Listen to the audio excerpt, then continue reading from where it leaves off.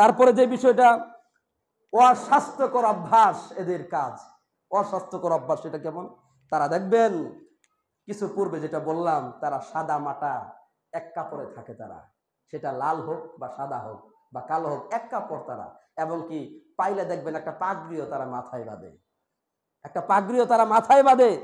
এটা করে তারা নোংরামি করে, জটা দাড়ি থাকে তাদের, মাথার উপরে থাকে চুল বিশাল, মানে মাথার এমন মনে হয় না যে বছরে একদিন চুলগুলো আছড়ায়, এরকম একটা অবস্থা।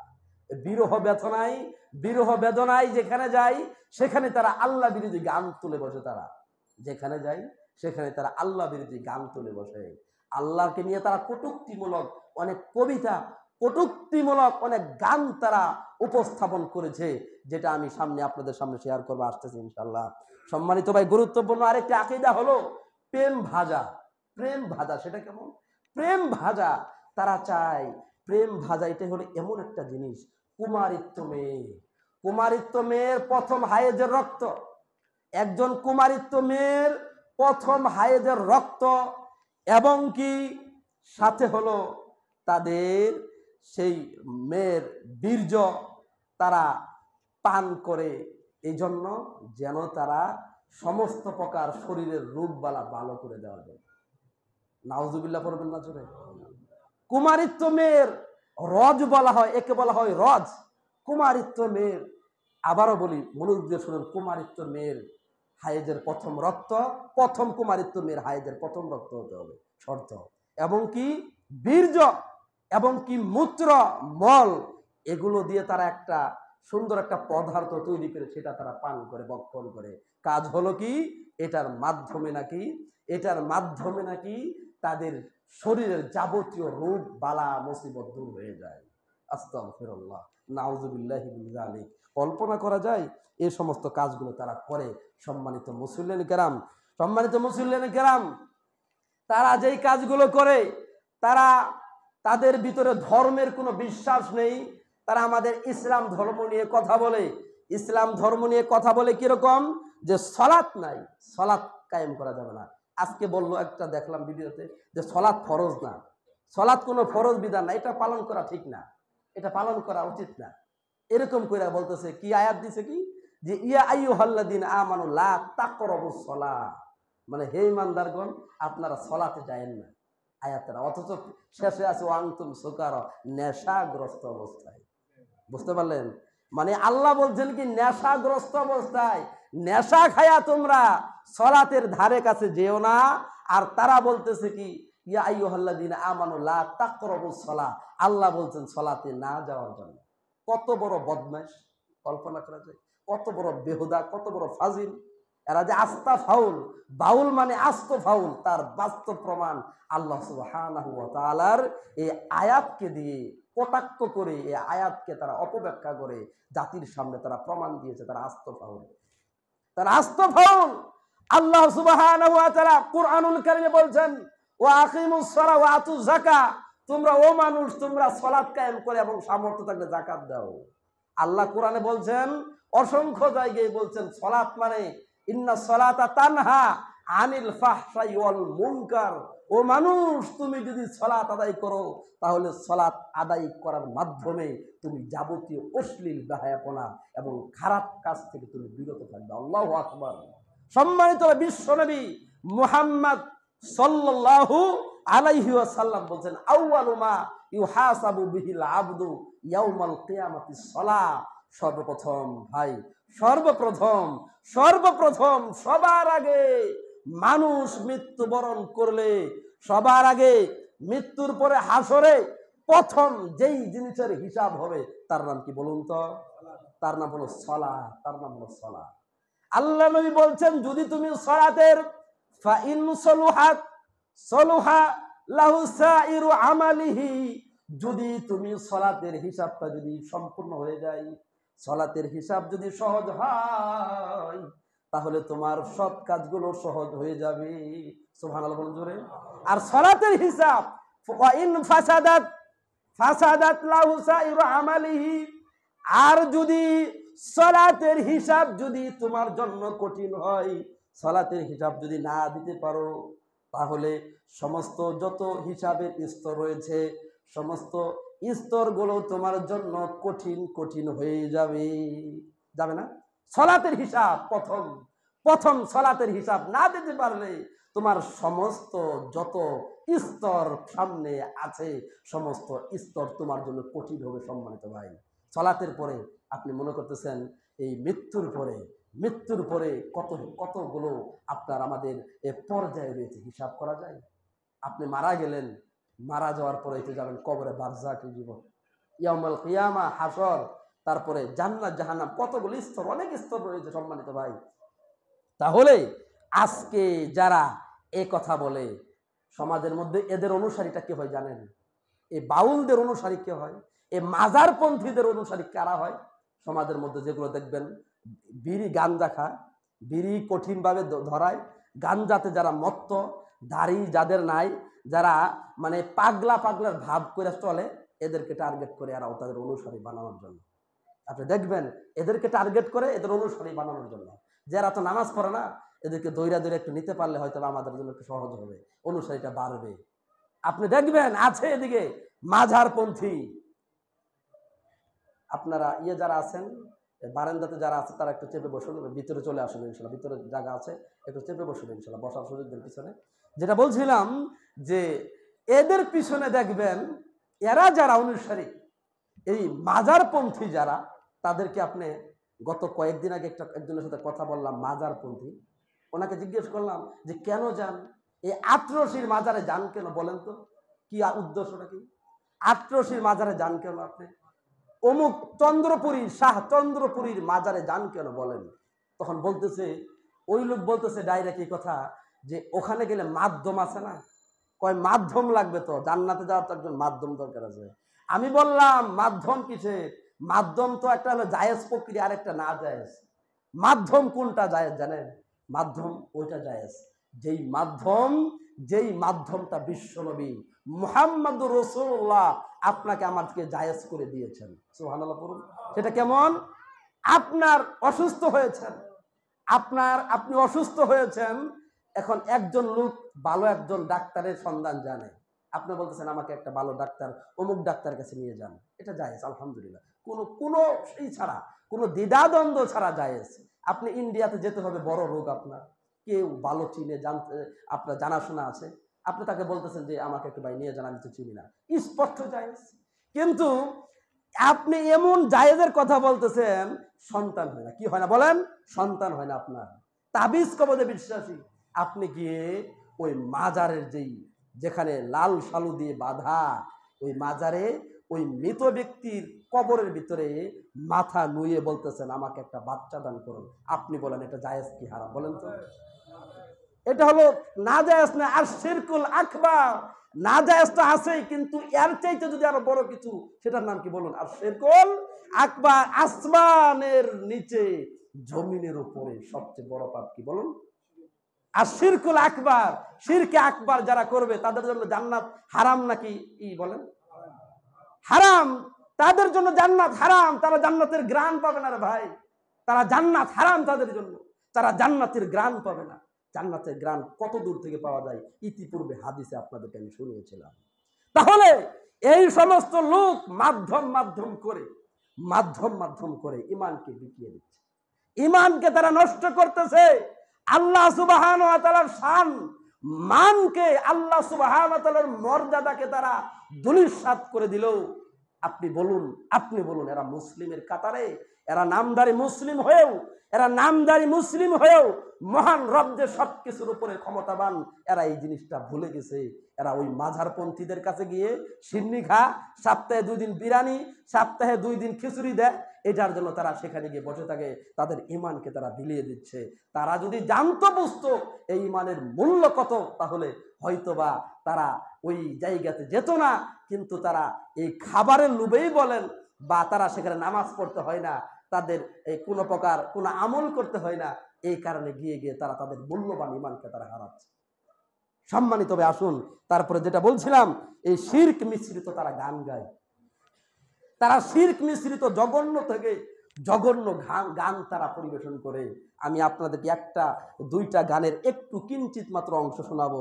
আমি কয়েকদিন আগে দেখলাম একটা লোক, যার নাম হলো বাউল সম্প্রদায়ের গুরুত্বপূর্ণ একজন, যার নাম হলো গোলাম মঈনুদ্দিন চিশতি। তিনি তার একটা ইয়ের ভিতরে সাংবাদিকে প্রশ্ন করতেছে যে আপনারা গান কেন গান, আপনারা নামাজ কেন পড়েন না? তখন বলতেছে যে নামাজ কালাম কিছু লাগে না, কথাটা শুনুন, আমার মরণকালে দুলবেলা বাজাইও ও তরিকার ভাই। কথাটা মনোযোগ দিয়ে শুনুন, কি কথাটা? আমার মরণকালে দুলবাসী বাজাইও ও তরিকার ভাই। হ্যাঁ, কালেমা কালামো ভাই, আমার কিছু দরকার নাই। কালেমা বুঝতেছেন তো, কালেমা কালামো ভাই, আমার কিছু দরকার নাই। আমার মৃত্যুর সময় আমার গাউসে দনের গুণকীর্তন গাইয়া আমার মৃত্যু দিয়ে ও তরিকার ভাই। নাউজুবিল্লাহ, জোরে বলবেন। আপনি কল্পনা করেছেন আমার মরণকালে ডুলবাসী বাজাইতে বলতেছে? রাসূলুল্লাহ সাল্লাল্লাহু আলাইহি সাল্লামের হাদিস, আল্লাহ নবী বলছেন, ও মানুষ শোনো, মান ক্বালা লা ইলাহা ইল্লাল্লাহ ইয়াবতাগি বিযালিকা ওয়াজহাল্লাহ ফাদাখালাল জান্নাতা। ও মানুষ, তোমরা যদি মৃত্যুর সময় একজন মানুষের নিয়ম হলো কালিমাতুত তালকিন লা ইলাহা ইল্লাল্লাহ। মৃত্যুর সময় আপনি মুমূর্ষ ব্যক্তি, আহারে বুকটা ফেটে যায়।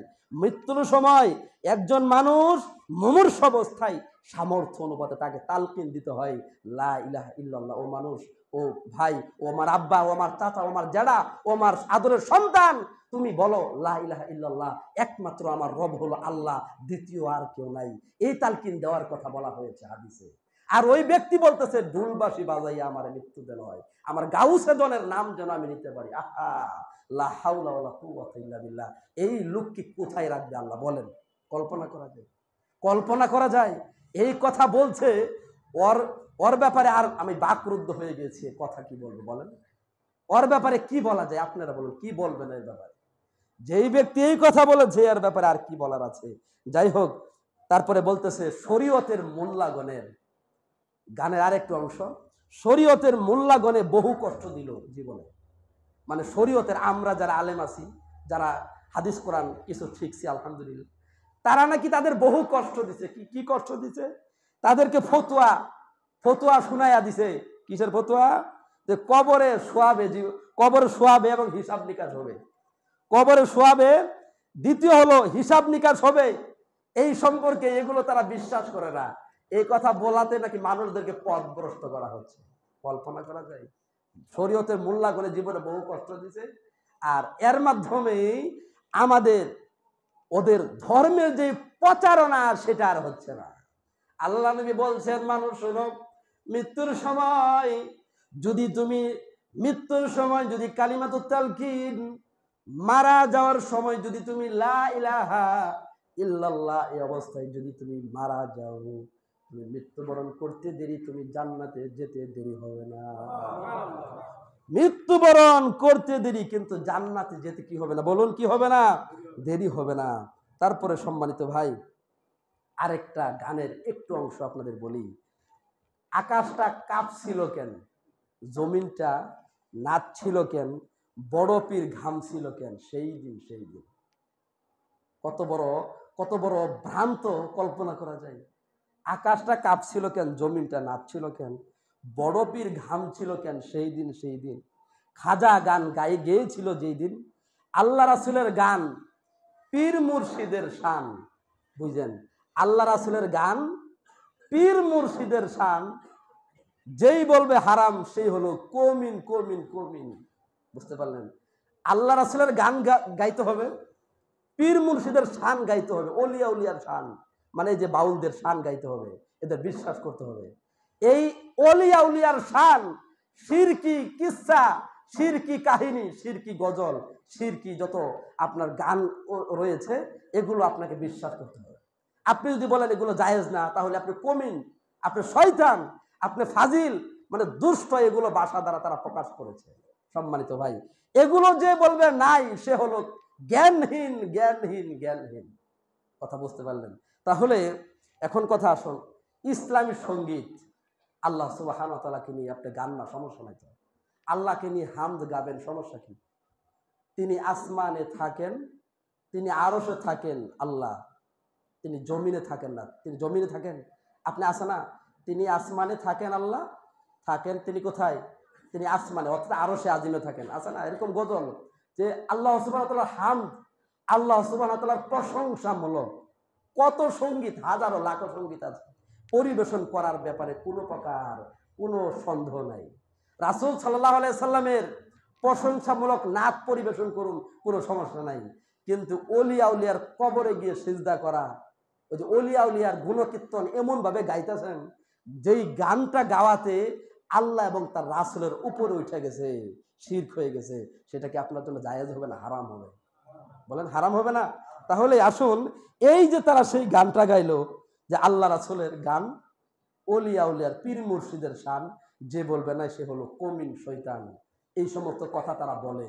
এই সমস্ত কথা বলার কারণে, এই সমস্ত কথাগুলো ইসলাম মনা যারা, যারা এক আল্লাহকে বিশ্বাসী, তাদের অন্তরে কষ্ট লাগে। তাদের অন্তরে আল্লাহকে নিয়ে যারা কটাক্ষ করে, কয়েকদিন আগে মায়ের কি এমনি দিছে বলেন, এ কয়েকদিন আগে ধৈরা মায়ের কি এমনি দিছে, আরে এরা কঠিন থেকে কঠিন, এরা শাস্তি, ফাঁসি দেওয়া দরকার জনসম্মুখে। এই আবুল সরকারের জনসম্মুখে তাকে ফাঁসি দিতে হবে, ফাঁসি দেওয়া একান্ত জরুরি এটা।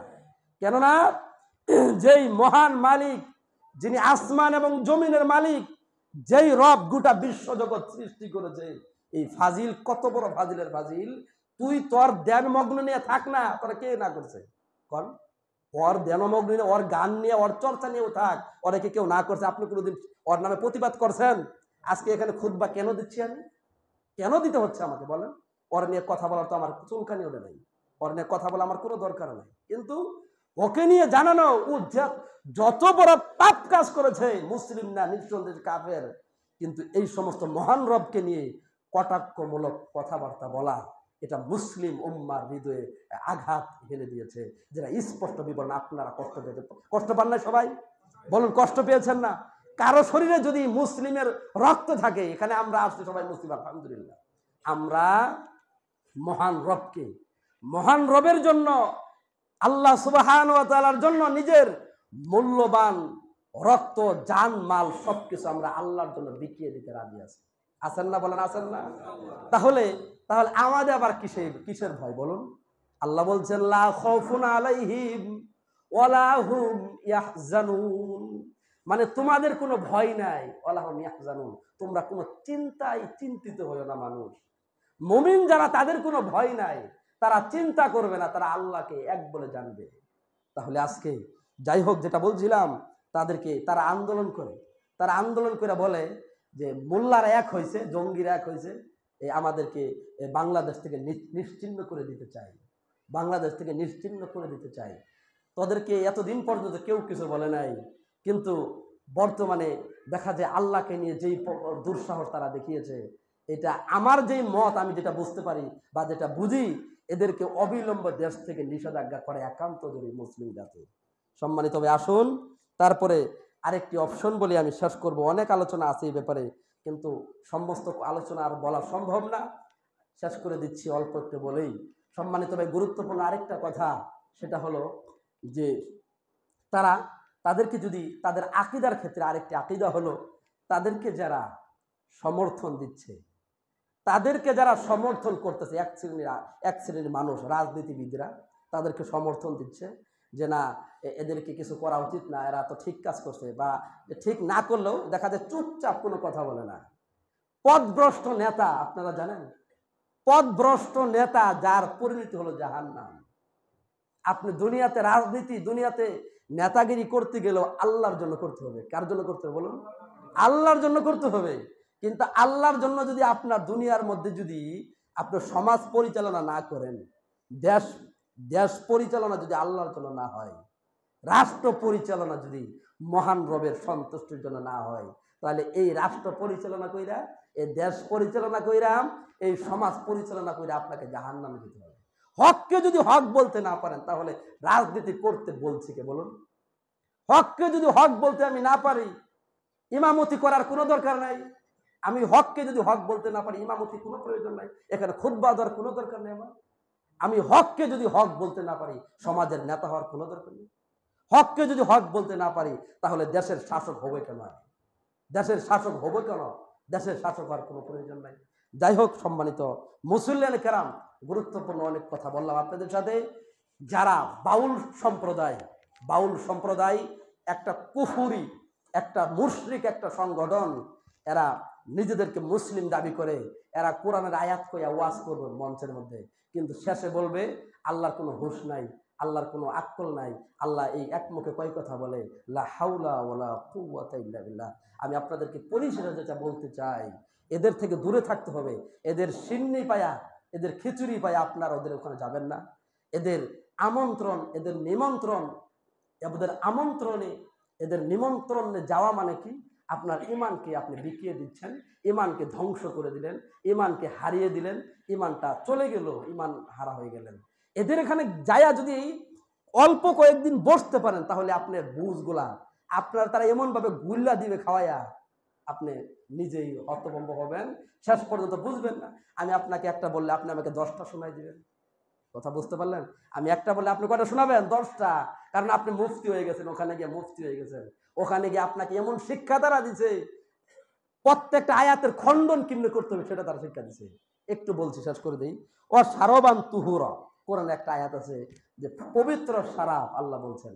ওরা বলতেছে কি নেশা খাওয়ার ব্যাপারে জায়েজ দেয়, আল্লাহ কোরআনে বলছে যে পবিত্র শরাব, আমরা যেটা খাই সেটা হলো পবিত্র শরাব খাই, পবিত্র শরাব পান করি।